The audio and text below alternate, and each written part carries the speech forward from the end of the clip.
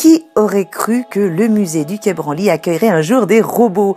C'est l'une des expositions les plus mystérieuses de cette année qui revient sur les phénomènes étranges de ces présences qu'on sent mais qu'on ne voit pas. Alors là, vous vous dites, ça y est, elle est partie dans un délire mystique. Je vous rassure, on en est tous victimes. La voiture qui démarre pas pour nous contrarier, l'ampoule qui disjoncte à la cave, le téléphone qui s'éteint en pleine discussion importante. Franchement, est-ce que vous ne vous êtes jamais énervé sur ce pauvre ordinateur qui nous plante pile au moment où on en a besoin?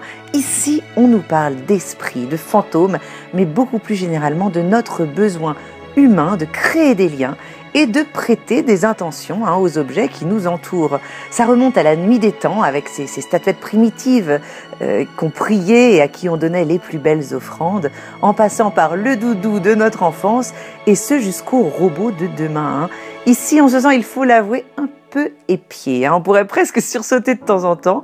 On explore vraiment cette question de la présence, de notre faculté à prêter des intentions à des êtres ou à des choses qui semblent pourtant ne pas en avoir, même si je vous avouerai qu'à la fin de l'expo, on peut parfois en douter un peu. Mais bon, vous allez croiser des outils de chasseurs de fantômes, des amulettes qui nous mettent en contact avec l'autre monde, ou bien découvrir la machine pour faire parler les morts de Thomas Edison.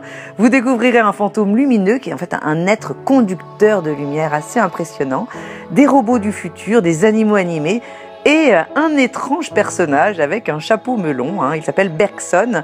On dirait qu'il sort tout droit d'un tableau de Magritte.